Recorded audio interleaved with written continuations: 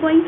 तो इस वीडियो में हम बात करेंगे बीए एग्जाम हिस्ट्री का जो हमारा पेपर 1 है, एरा ऑफ गांधी, इसकी हमारी यूनिट 6, ठीक है। यूनिट 5 मतलब 1st to 5th में ऑलरेडी अपलोड कर चुकी हूँ, चैनल पे प्लेलिस्ट बनी हुई है, वहाँ से आप देख सकते हैं। अदरवाइज वीडियो के डिस्क्रिप्शन बॉक्स में आपको लिंक मिल जाएगा, वहाँ से आप सभी वीडियोज़ को देख सकते हैं।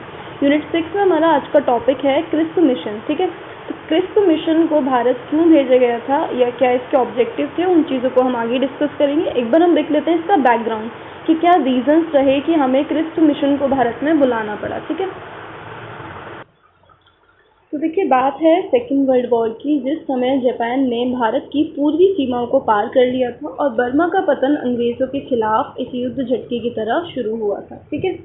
1939 में जब सेकेंड वर्ल्ड वॉर स्टार्ट हो चुका था, जिस समय हमारे जो वाइसराय थे लॉर्ड लिनलिथगो थे, ठीक है, उन्होंने भारत को ब्रिटिश साम्राज्य में एक युद्ध दल घोषित कर दिया था।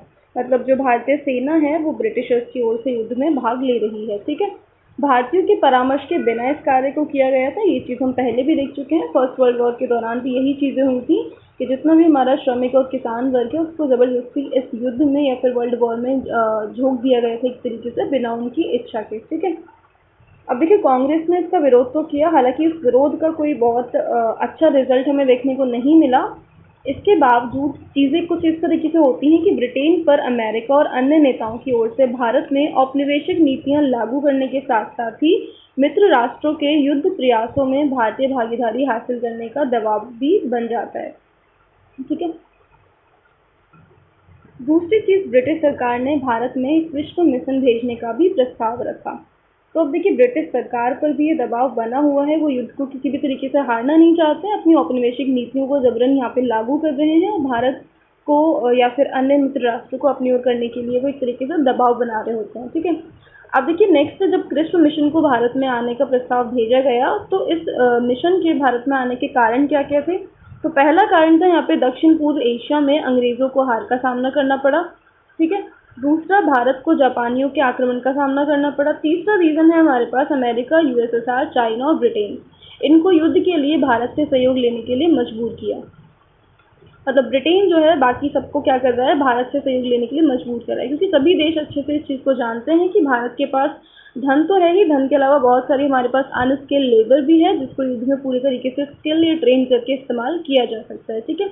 युद्ध के बाद ब्रिटेन से पूर्ण स्वतंत्रता के बदले में भारत युद्ध में ब्रिटेन का समर्थन करने के लिए सहमत हो जाता है। अब देखिए, भारतीय इस युद्ध में शामिल होने के लिए मान जाते हैं केवल एक शर्त पे कि युद्ध की समाप्ति के पश्चात जो भारतीय हैं उनको स्वतंत्रता दे दी जाएगी। तो इस आप कह सकते हैं एक धोखे के साथ जो भारतीय सेना है वो इसमें शामिल होती है, इस उम्मीद के साथ में कि इस युद्ध के बाद उनको आज़ादी मिल जाएगी, ठीक है। अब जब क्रिस्प मिशन भारत आया तो मिशन ने यहाँ पे क्या क्या प्रस्ताव रखे हैं उनको हम कुछ बिंदुओं के जरिए देखेंगे। देखिए, इन यूनिट्स में या फिर इन वीडियो लेक्चर्स में मैं काफ़ी ब्रीफ में आपको चीज़ें करा रही हूँ। आपके आंसर राइटिंग में ये बिल्कुल भी नोट्स आपके लिए हेल्पफुल नहीं है। जो डिटेल्ड नोट्स हैं वो मैं ऑलरेडी टेलीग्राम पे अपलोड कर चुकी हूँ, वहाँ से आप देख लीजिएगा। इन वीडियोज़ के थ्रू सिर्फ आप अपने पूरे सिलेबस को कम से कम टाइम में रिवाइज कर सकते हैं। तो रिवीजन पर्पज से ये वीडियोज़ डिज़ाइन की गई हैं, ठीक है। नेक्स्ट है मिशन के प्रस्ताव क्या थे। सेम इसी तरीके से हम पॉलिटी का जो हमारा पेपर 1 है, इंडियन पॉलिटिकल थॉट्स, उसको स्टार्ट करने वाले हैं। उसमें भी रिवीजन पर्पज से मैं एक यूनिट से एक वीडियो लेक्चर या फिर एक यूनिट से 2 वीडियो लेक्चर्स प्रोवाइड कराऊंगी, जैसे कि कम टाइम में, जैसे कि 8 जून को आपका एग्जाम है तो उस पर्पज से आप उसको रिवाइज कर सकें। अब देखिए, मिशन के प्रस्ताव क्या क्या थे। डोमिनियन दर्जे के साथ साथ भारतीय संघ का गठन यहाँ पे होना चाहिए। दूसरी चीज इनकी मांग थी कि भारतीय संघ, राष्ट्रमंडल, संयुक्त राष्ट्र जैसे अंतर्राष्ट्रीय संगठनों के साथ में अपने संबंधों को चुनने के लिए स्वतंत्र होना चाहिए। भारतीय रक्षा क्षेत्र ब्रिटेन नियंत्रण में होना था। इसके अलावा जो गवर्नर जनरल है उसकी शक्तियां यहाँ पे सुरक्षित रखी गई हैं, ठीक है। मतलब जनरल की शक्तियां अभी भी जनरल के हाथों में ही हैं। और नेक्स्ट यहाँ पे बात की गई संविधान सभा का गठन, ठीक है। ये काफ़ी अच्छी चीज़ थी। इसकी शुरुआत या फिर इसका विकास हमें बहुत अच्छे दर्जे पे आगे जाके देखने को मिलता भी है। ब्रिटिश सरकार संविधान को 2 शर्तों पर स्वीकार करेगी। पहली चीज़ कि संघ में शामिल होने के इच्छुक किसी भी प्रांत का अपना संविधान हो सकता है, वह अपना संघ बना सकता है, जैसे कि हमें बाद में कश्मीर के पर्सपेक्टिव से देखने को मिलता है। नस्लीय और धार्मिक अल्पसंख्यकों की रक्षा के लिए यहाँ पर संधि की बातचीत भी की गई थी। अब जो ये मिशन है भारत में आ तो जाता है लेकिन ये विफल हो जाता है। अब क्या हमारे पास रीजंस रहते हैं क्रिस्प मिशन की भारत में विफलता के। तो पहला रीजन तो ये था, जो भारतीय राष्ट्रवादी हैं उनको ये मिशन संतुष्ट नहीं कर पाता है।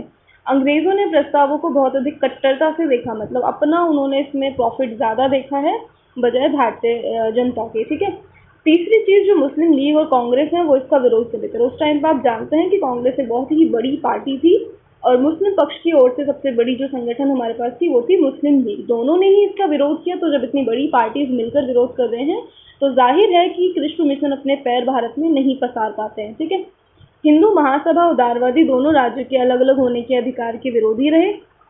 हिंदू महासभा ने भी इसका विरोध किया। इसके अलावा जो दलित वर्ग हैं वो भी इसका विरोध करते हैं और शामिल होने की जो प्रक्रिया है वो अच्छी तरह से इसमें डिफाइंड नहीं थी, ये भी एक रीजन रहता है। स्पष्ट नहीं था कि संधि कौन लागू करेगा, किस पर और किस तरीके से, मतलब संधि में कुछ आप जैसे देखते हैं इंस्ट्रक्शंस होते हैं, उस तरीके की चीज़ें नहीं थी। मतलब संधि जो है वो वेल डिफाइंड या प्री डिफाइंड नहीं है, तो बाद में हो सकता है उसको और कट्टरता से लागू किया जाए, तो ये भी एक कारण रहता है।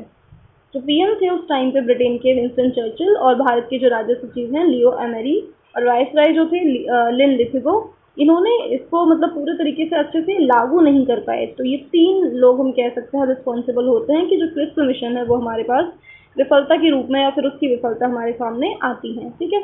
अब यहीं पे हमारा खत्म होता है जो क्रिस्प मिशन है। एक हमने उसका बेसिक ओवरव्यू देख लिया कि क्या उसमें प्रस्ताव थे, क्या उसकी विफलता के कारण थे। अब देखिए इसके विफल होने के बाद जस्ट नेक्स्ट हमारे पास आएगा कैबिनेट मिशन, जिसको हम नेक्स्ट वीडियो में डिस्कस करेंगे।